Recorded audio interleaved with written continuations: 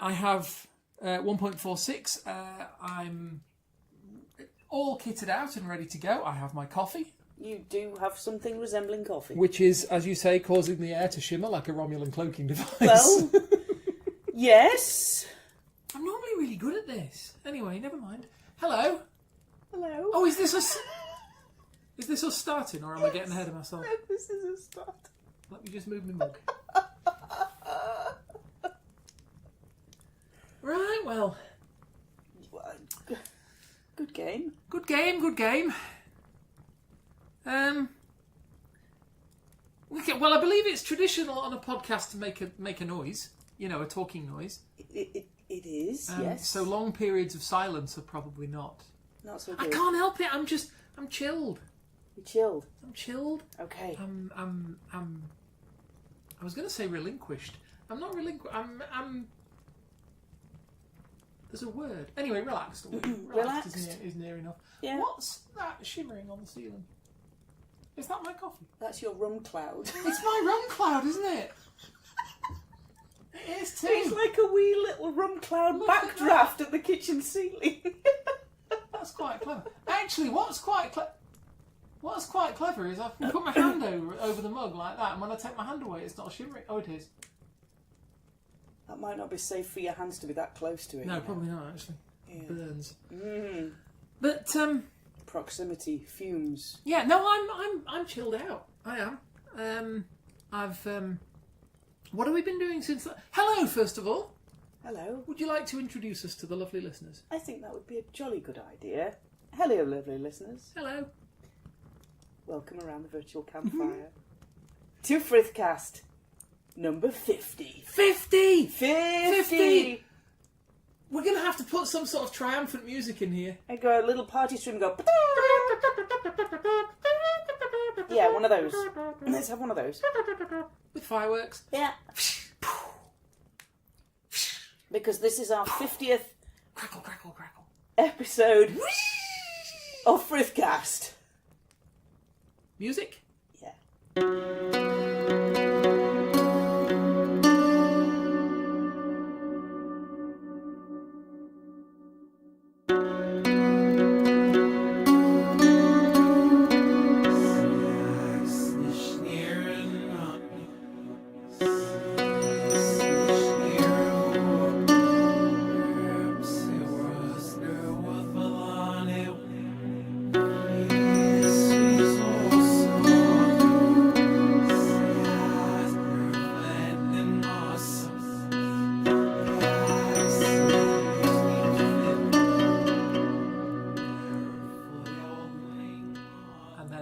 We're back. Oh, hang on, no, that's Astonishing Legends. Sorry, guys, we're done with the music. We are done with the music. Hello, lovely listeners. Welcome around the virtual campfire. Hello. Hello. Come and join a coffee-powered druid and a geether in jeans Coffee and then some. for about the next half an hour, give or take, as we talk modern heathenry with a big dollop of geekery. You know how it goes. Well, You've probably listened to an episode or two before now. We hope to. We hope to. It depends what Yeah. crops up. I mean, we have had episodes before where there's not been an awful lot of geekery at all. And we've had episodes which haven't had an awful lot of heathenry at all. Well, this is very true. So, you know, heathenry, geekery mix is all good. While people get themselves settled in around the campfire. Yeah. I mean the old hands our established listeners will know where to find everything. They know where the marshmallows are and all that. Oh, yeah. And the s'mores, we've got to cater for our American Marshmallows on a listeners as stick. well. And I believe they have s'mores, don't they, around campfires? Do you know, I don't know. They're sort of I don't know what they are. They're kind of marshmallowy, wafery sort of affairs. Anyway, those. But while everybody's getting settled in, perhaps for any newcomers who've recently discovered us, Yes. you poor sods, Language, young lady. would you like to introduce yourself? I would. Hello, lovely listeners. I'm Suzanne Martin. I am the UK ambassador for an organisation called TAC, which is the Asatru Community. And I'm Kate, and I am here not because I'm an expert on things heathen, or that I'm a practicing heathen, or that I'm a heathen at all, but simply because I'm married to you and this is where I live. Woo! Listeners, that means I'm married to Suzanne, not to you. I mean, Yeah. Could be tricky. just for clarity's sake. In case you fell asleep one day and woke up and you were... Anyway, moving on. Okay. Right. So what are we going to talk about today? Well, we are in episode 50. We are. This is our 50th time of sitting around the virtual campfire, and it's getting kind of comfy now, and I'm getting to know where all the things are and the We should secret have like a marching band or biscuit something. stashes and all of that. So I thought we'd have a chat about runes. Now, runes are something we've touched on a little bit before in a couple of episodes. We did an episode just looking at the first rune, which we called Bovine bank accounts. We did. And done why did we call it Bovine bank accounts? Because it's got cows in it. Because the first rune is Fail. which represents movable wealth. Movable wealth. Movable wealth. That well was done. Well done. Yeah, that was quite. Often represented by somebody's livestock. Yeah. And their investment in their farm and their Yes. all that. Yeah. All of that. So we did a whole episode on one rune. What wealth is, how do we look at it modern day? Some of us With have, avarice. Yes, some of us have livestock now, some of us don't. So how do we... I personally don't, unless you count the cat. I don't think I can, I'm not sure she's here. So how do you measure wealth? What do you measure your wealth in? Mm-hmm. How do you look at your, not just your finances, but the wealth of the things you own or the movable objects? How do you look at that? Your assets. Yeah, how do you look at your assets? So we did a whole episode on that. We've also touched on runic inscriptions in places like Mazehow, on the Thames Scram Sacks, on the Lincoln Comb Case, which is still one of my favourites because it's awesome. We'll throw all the links into the description. If you want to go have a hunt round for yourself, we'll give you some places to start. I guess we'll have to start back linking the previous episodes as well, if we've talked about. Yeah, we've done that a couple of times as well, so that's okay.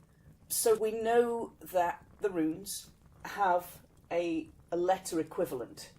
Okay. In English. So each rune is a letter or a phonetic sound. But you also have, for every rune, say in the Elder Futhark, you have a concept attached to each rune. They're sort of conceptual glyphs as well. Yes. Or ideograms? And As ideogram, well as... some of them are closer to pictograms than the ideograms. Pictogram, that was the word I was looking for. So what I thought we'd have an explore of is where those concepts, those ideas, those groupings of words, how do they attach to a single letter? Okay. Where that comes from. And where that comes from is kind of fun. It's all good and groovy. When you're studying the runes, there's a lot of modern sources. But for me, and bearing in mind we can't tell you how to heathen, for me, looking at the runes, sooner or later you've got to kind of go back through those sources because you'll have a source written in the modern day that references something 20 years older. Okay. You'll have that source referencing something older than that source referencing something older than that, and eventually you get right back to the... primary source material is a bit of a misnomer, but you get back to the oldest sources you've got that have these lists of runes in and their conceptual meanings added to them. Okay, so how far back are we roughly looking for sources for these meanings? Well, you know the distance, you go from home to the shops. That's just peanuts to space? That's just peanuts to space. I'm guessing it's a long time then. It's a long, long time. The sources that we've got are poems. So if I go on a little bit of a side tangent, not that we ever don't go on side tangents. Tangerines! We do not ever go into tangerines here. No, we are definitely straightforward to the point. You nearly managed it. I mean, that was a pretty... I almost had a straight face. I was going to say, for the benefit benefit at the last hurdle. For the benefit of listeners without television, that was a right poker face there for a minute or two. I'm doomed. I can't play poker. So there you go. When you were a child, or if you've got children of your own, you've probably come across mnemonics that help them or helped you when you were a child remember the letters of the alphabet, their phonetic sounds, and the order they went in. Okay. So you have things like A is for apple, B is for ball, C is for cat. Yep. So you're learning the shape of the letter, how it phonetically sounds in a word, and which letters come before or after that letter. Okay. So you'll often find them in, nursery paper or posters. You'll get phonetic. I suppose you will, yeah. Mnemonic poems, if you like. I suppose you will. I mean, you often see schools and things with a frieze of all the letters and things and on all the pictures. And I vaguely remember. It's a long time since I've been at school. But yeah, I know people have like anybody who's worked with the Tangerine myself now, but anybody who's worked with the NATO phonetic alphabet, yes, Alpha, Bravo, Charlie, all that, yeah, and on to Zulu, and that it's the one the military use, the police use. But there's also another one that the public at large seem to have, and if you get somebody to spell something out phonetically, they will use generally all the same words. They'll say A for apple, D for dog, B for Bertie is a British one, a very British one.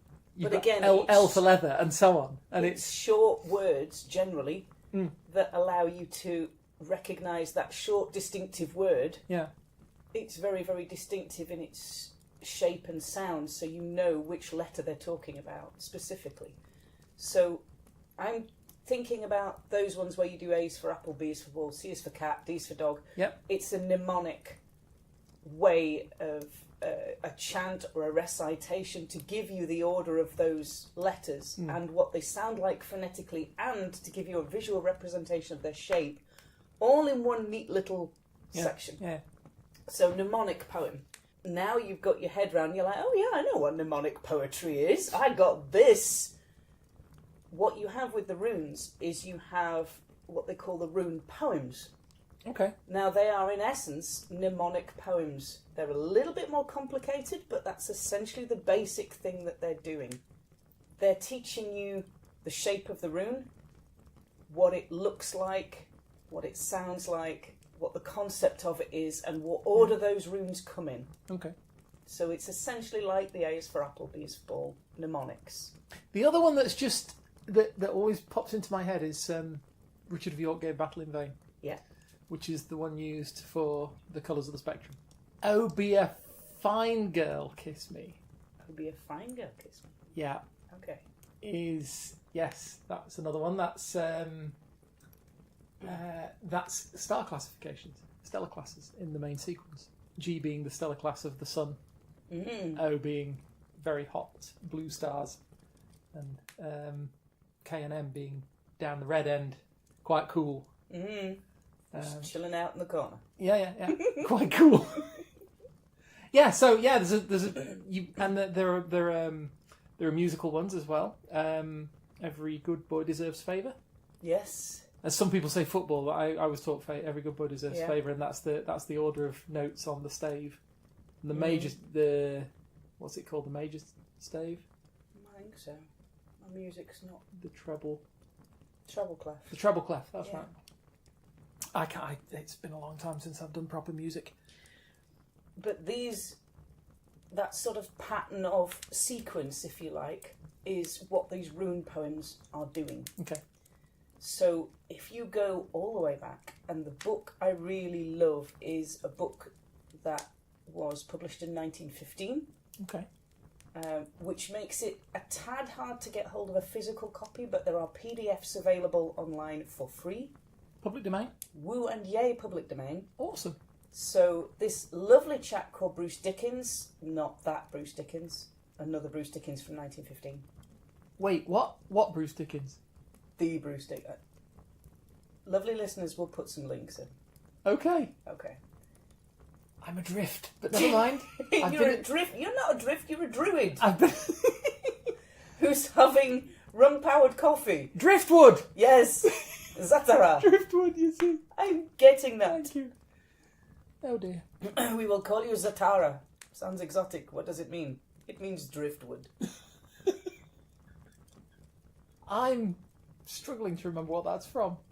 Oh, you lose. Of course! The Count of Monte Cristo Of course points. it is, yes. Sacristi Yako. What? Sapristi, do you always drinking? Only in the mating season.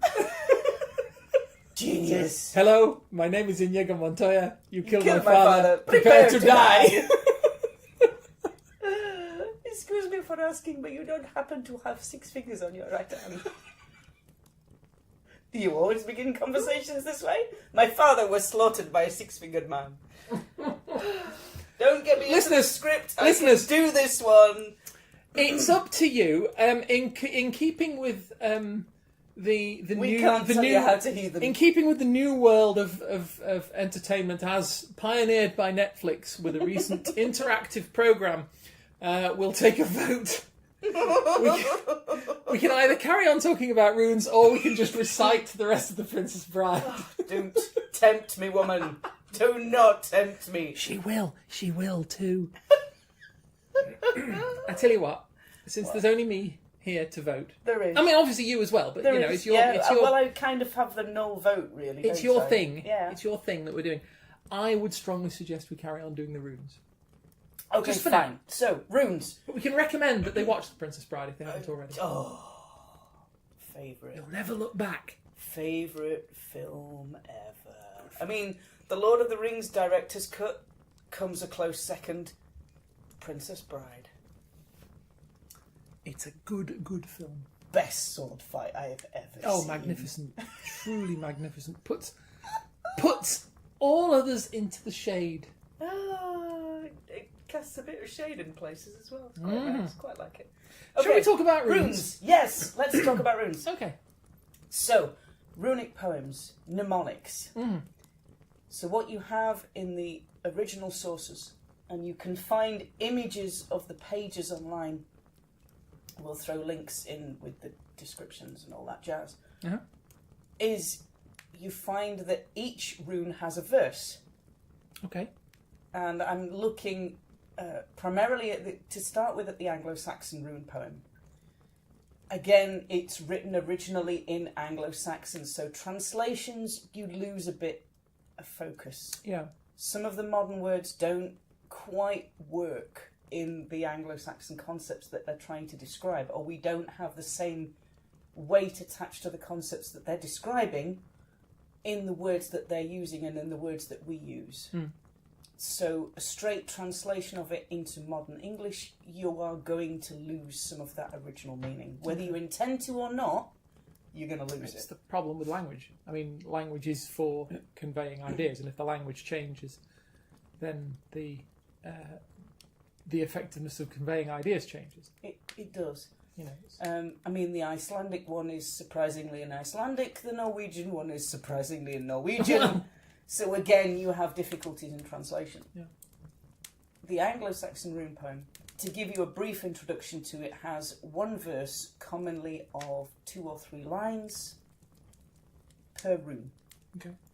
And it starts, the first line of each verse starts with the rune itself. So it expects you to know the concept, the singular concept word that is attached to that. And without knowing that word as a key, you can't unlock the verse. Oh. So the first word is about wealth, but instead of writing the Anglo-Saxon word for wealth out, they just write the Fey rune. And expect you to know. And expect you to know that that rune is attached to wealth. So then they just go, rune is such and such, such and such.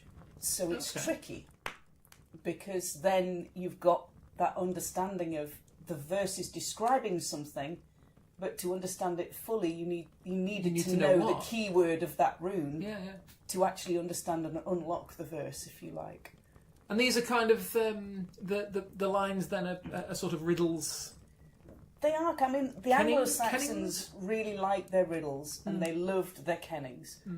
So some of it is in kennings, which are like descriptive phrases that talk about what something is without actually telling you what it is. So it's like a riddle description. It's I think we did an episode on it, and I seem to remember we mentioned metaphors and such. Yeah, they're kind of like complex metaphors, compound metaphors. The sort of Gollum riddles that Gollum and Bilbo sort of did a riddle battle, didn't they? Under the Misty Mountains. It's a huge Anglo-Saxon pastime. They don't get to watch Saturday night TV. They do, in fact, get to tell each other riddles.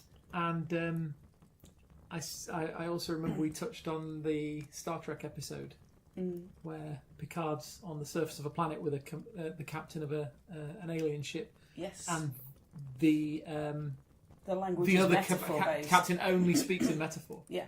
And of course, you've got to unlock that whole culture and the whole sort of history so that you can understand what he's trying to say. What the metaphors are behind each interaction. Which was a genius episode, if you ask me. Because it showed the complexity of language. So the rune poems, they've got metaphor in them. They might have a little bit of straightforward description, but they use these kennings, these compound descriptive phrases, if you like. Yeah. And some of them are easy to understand than others. The verse for ice is quite easy to understand. Okay. Because it just describes the fact it's glistening, but it's not so good if you try and walk on it. It's deadly. Some of the verses are a little bit more obscure. Okay. Where it really gets fun is the verse for Payoth.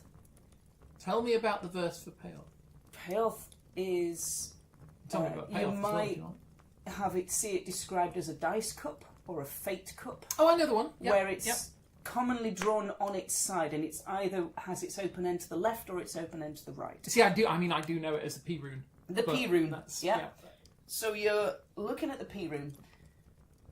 This is where it gets fun, because with the verse for the P rune, there's 3 lines, and the middle line is missing.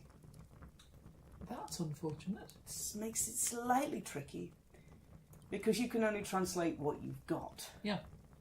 And so they have 2 lines, one either side, and a whole big kind of literary chasm in the middle. A big blank gap.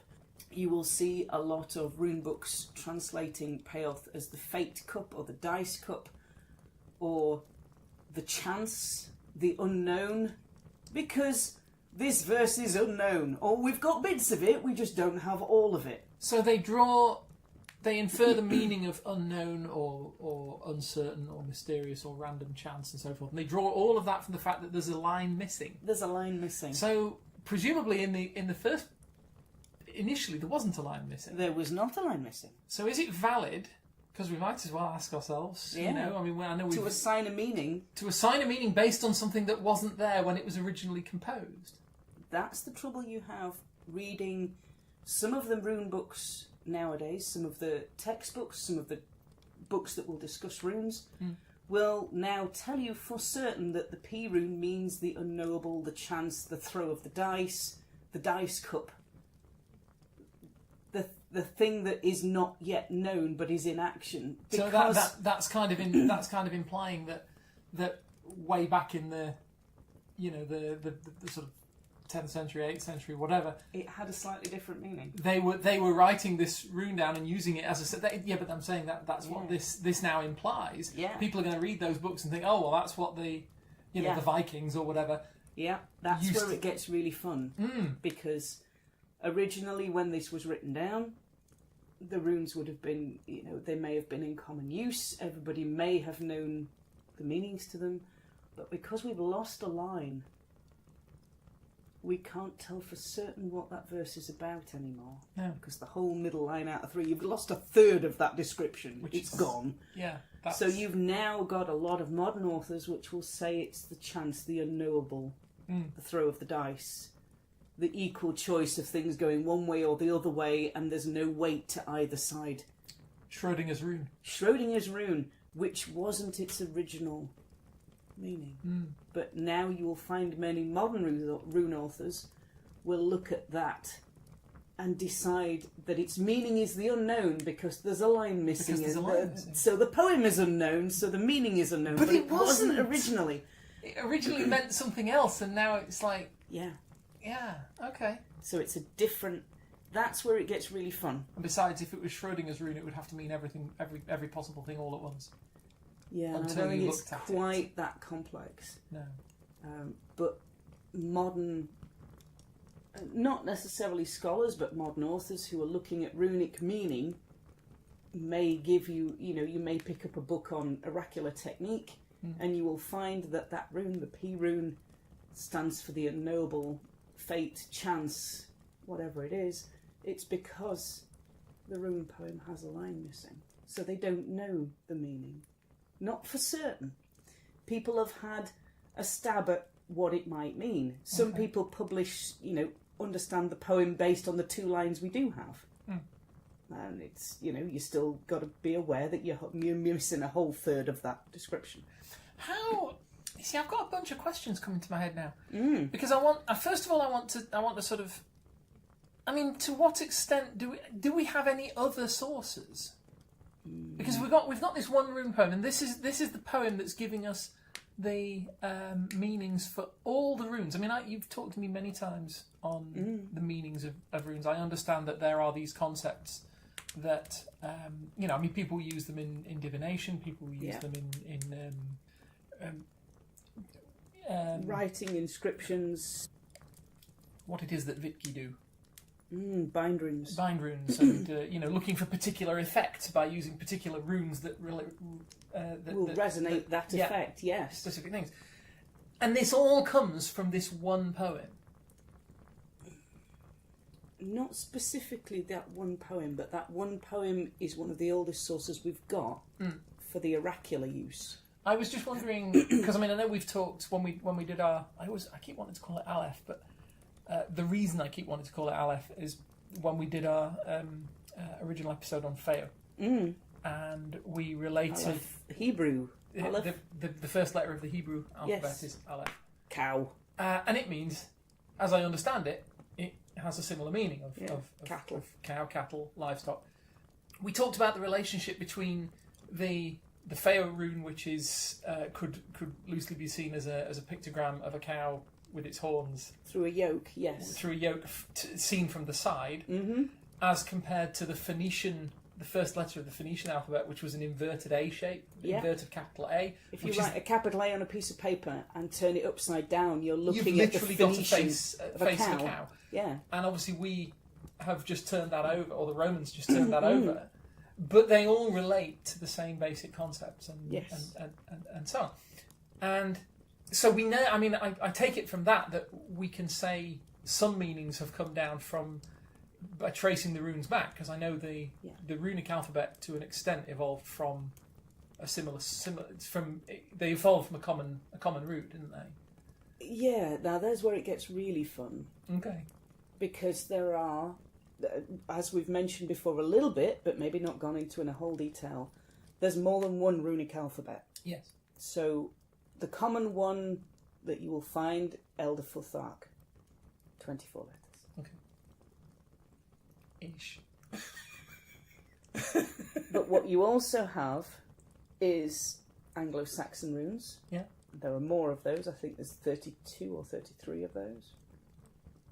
That's complicated. But if you go to the Icelandic and the Norwegian rune poem, they only detail 16. Oh, okay. But you also have what they call dotted runes. So they're a different runic alphabet. You also have variations in some of the letters that show up occasionally.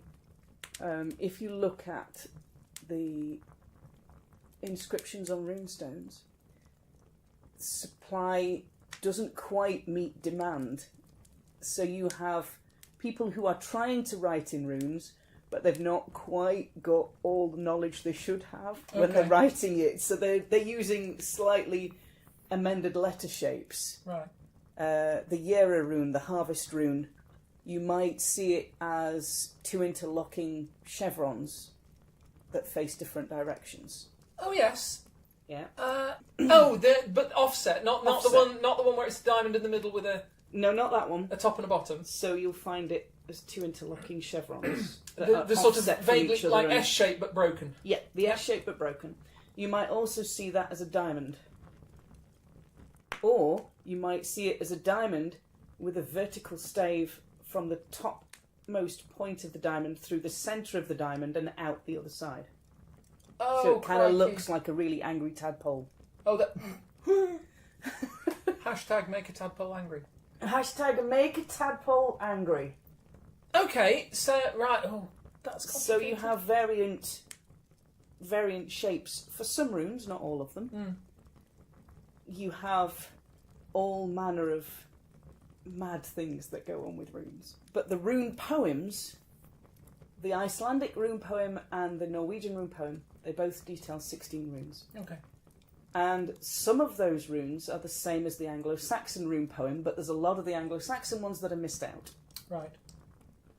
But the verses in the Icelandic and Norwegian rune poems, especially the Norwegian one, the Norwegian rune poem is some mad stuff. That's just...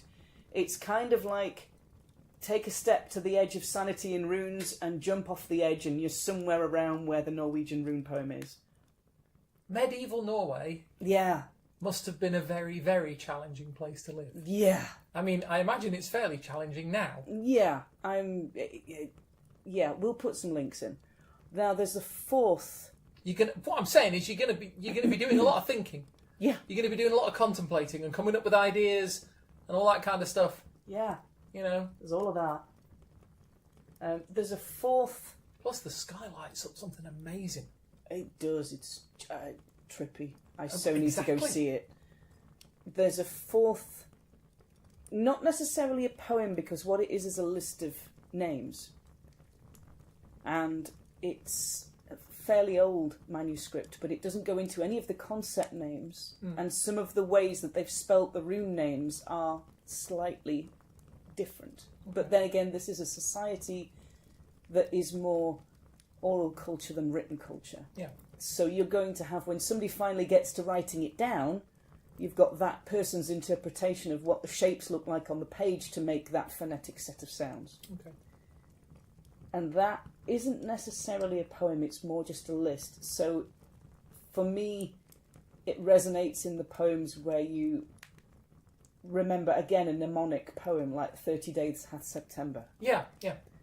So you're making a little rhyme up of the information that you need. Although, in that one, as rhymes go, that one does kind of peter out when we get to the end of, and they go on about February. Yeah, and it just all gets a bit confused. Gets a bit McGonagall. Yeah. Yeah. With that one, it's debatable as to whether you can class it as a poem in the same way that the other three are, because it only has one verse, okay, which basically lists 16 names. There's no descriptions per verse per rune, as the other three poems are, which are very clearly poems when you've got sort of 3 lines and then a gap and another 3 lines for the next verse. This is just like one verse, if you like, with 16 runes written in order, so it's like a little quick mnemonic for somebody to remember those 16 names. It's not so much a poem, it's more, it sounds like it's more like a kind of a mantra or an incantation or something. Yeah. You would just sort of stand and be able to recite, because it would give you the names of the runes and it would give you what order they came in. You'll find, if you look at modern rune books, and if you go back and look at the rune poems, the runes are in a specific order. Okay. There's one very notable modern runic writer who writes on runes, who changes the order of the runes. And the fiend. I know. Why would you do He's such a a thing? bit of a fiend, because it's kind of like a bear trap for the unwary when you're studying runes. You're just kind of skipping along through the forest and kadunk! You're suddenly falling over a text where they not necessarily take liberties with some of the meanings, but they might take them in a particular focus that might not be your own focus. Yeah. They might be a little bit more fluffy than other scholars might be, and they change the order. So then you've got to think, right, this author is changing the order of the runes and has 25 runes. Everybody else has a different order and 24. Okay. So how do you reconcile... When did the 25th one come? The 25th one is a blank. Oh, no, now, come on. I The know. absence of a rune is not a rune. I know. Or is it? I know. That's where it gets really fun. Because that book that details that and the set of runes that come with it are commonly where people start. It's like one of the big starter books going into runes. It's the one that... It was the one I started with. And then I went round and read every other book I could get my hands on and was like, hang on a minute, but all of these discount this first author's work, which is now jammed into my brain as the only way I can do this. So it was a huge, big, jarring experience when I first started with these. I suppose this is often the way, though, isn't it? I mean, obviously, I can't tell people how to heathen. No. I especially can't tell people how to heathen. I mean, you know, if you chose to, you'd have a lot more authority telling people how to heathen than I would. Yeah, but I don't... Not that you would. Need to tell people I how know to you do don't them. need to, and I you mean, wouldn't, but... some folks use the blank runes, some folks don't use the blank runes. This is what I was going to say was, I suppose, because runes, as I am aware, are used widely outside of the heathen community. Yes. Yeah. As a divinatory tool. So it's not specifically, you know, whereas a heathen might be interested in, and I'm generalising obviously, but a heathen might be interested in runes because of the magical aspect, but also because of a spiritual aspect, a connection to the old, you know, the old world, and a link to the gods as they were seen. You know, they might see all of that. And they might also see it as a writing system, you know, a perfectly valid writing system for, you know, somebody who's of sort of Eastern European or Russian descent might keep practicing the Cyrillic alphabet because, you know, it's a connection, a connection to their history and all that kind of thing. So I can understand there's lots and lots of different reasons why a heathen might be interested in the runes. I know obviously lots of people outside of the heathen community are interested in, like I say, for divination and so on. I mean, I suppose, you know, if they work for the person, I mean, you know, in a lot of respects, divination is essentially just a way of focusing your mind. It is, you know, yes. in a certain, getting yourself into a certain state of mind, all that kind of thing. Yeah, it's being able to consistently repeat that particular place of mind, state of mind, sense of awareness, but being consistent in it. So when you first start and you're reading runes as in an oracular sense, you're probably reading them for yourself. Yeah. For me, the runes as an oracular practice, the rune poems are predominantly where those meanings come from. So if you are looking at runes as an oracular, or you're thinking, I want to look at those, even in a writing sense, it's useful to go back to the original rune poems and look at them, study them, not necessarily learn them, but then have an awareness that the majority of understandings of how runes work and what they represent comes from those documents. Learn where they come from. Learn what differences there are between the three poems for the runes that represented in each one. You can never go wrong knowing more than less. If you knowing, understanding more of it. Yeah. So, yeah, we've done a little bit of poetry this time round, I think. And I didn't even rattle off Jabberwocky once. You did not. Like the one poem I know. I bet I know a poem that you know. You probably go on. On top of the crumpety tree, the Quangle Wangle sat, and his face you could not see, on account of his very large hat. For his hat was 103 feet wide, with ribbons and bibbons on every side, and bells and buttons and bows and lace, and no one could ever see the face of the Quangle Wangle Quee. And with that, lovely listeners, we're going to talk to you all next time. If you would like to find us online, you can find me. I'm Suzanne Martin. I'm around on Facebook, and I'm on Twitter at GitherInJeans. And I'm, I think I said I was Kate, but I've got if you want to find me for any reason, I've got a rubbish website at glassrain.net. You can find me on Facebook as Kate Coldwind, and the same on Twitter. us a friend request. Come and say hi. It's Do. all good. There's always more space around please. the virtual campfire. I need friends. And we will talk to you lovely listeners next time. Bye-bye. Bye-bye.